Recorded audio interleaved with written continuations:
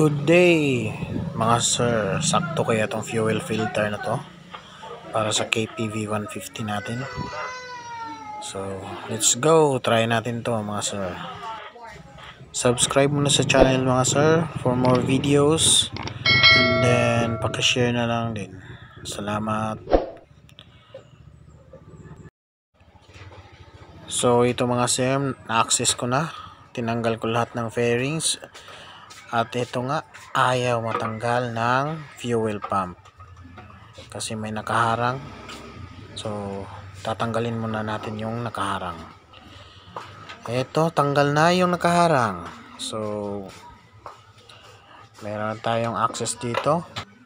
Dito na part na to, naalis ko na yung yung fuel hose at saka yung yung wire. So yan,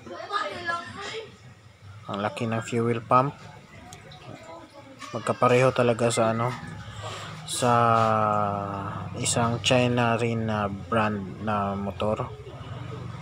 Yan, ang laki. Yan, so lagyan natin ng yung pantakip. So ito yung fuel filter, medyo maitim na. Yan, so makikita natin. So yung stock na kulay ng yung plastic niya is parang kulay brown.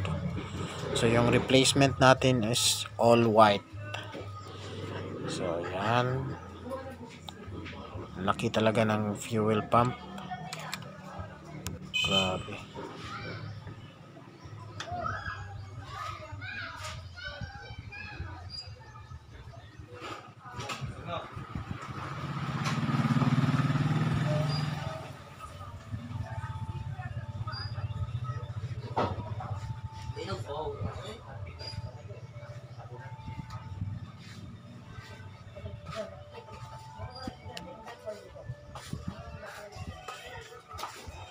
So ito yung nabili natin, yon. Yan.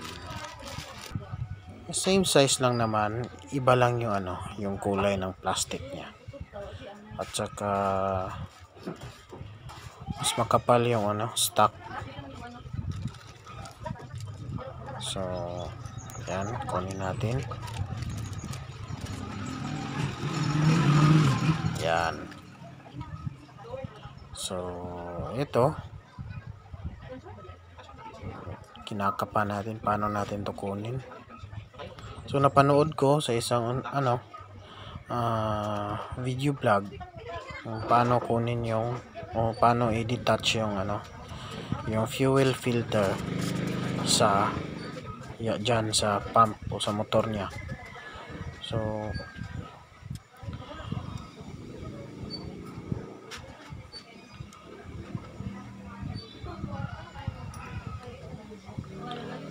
ginamitan ko ng yung flat screw.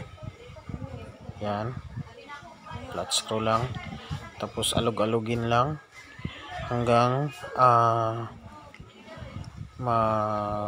mag-loosen yung yung plastic niya. Yan, sikwatin lang. Yan. Yan. So same lang naman to sa sa ibang China brand na motor. Yung fuel pump niya, ang laki talaga. Yan. Yan, madali lang yan. So pag kabit din yan, ganun din yung pagkabit, press mo lang yung plastic.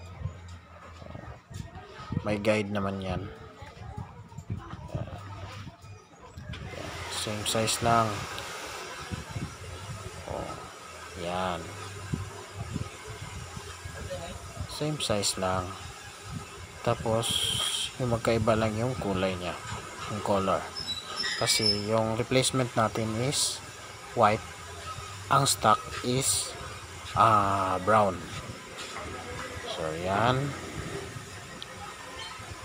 check natin mabuti. Yan,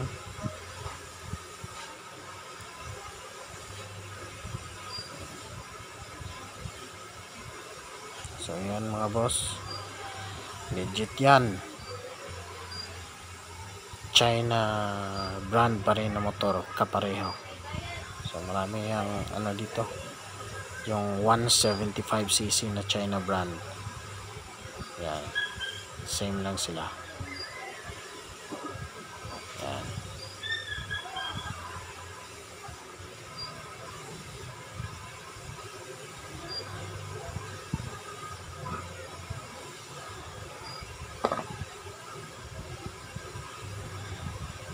So lagay na natin to.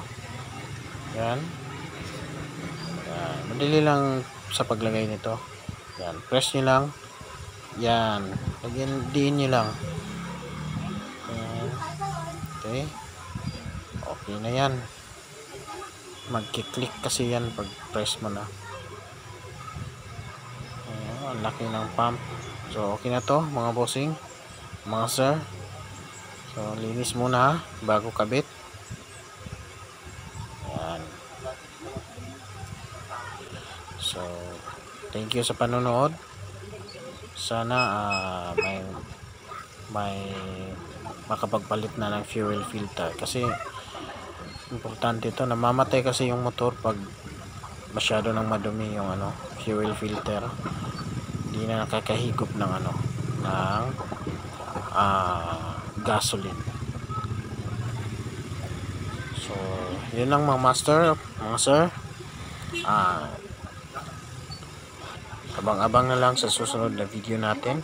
So marami pa akong ano i-reveal, yung ano, same ng problem sa CVT.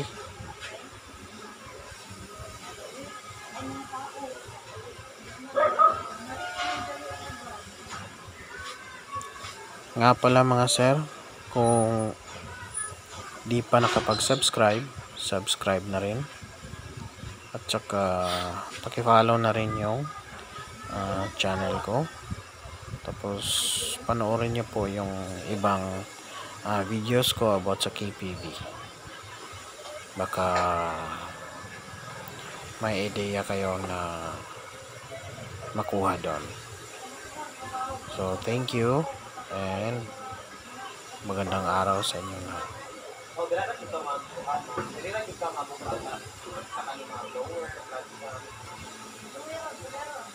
Pinakabarato 1,000. Hindi parehas ang presyo na kay 1,200 pero karantino kay 1,000.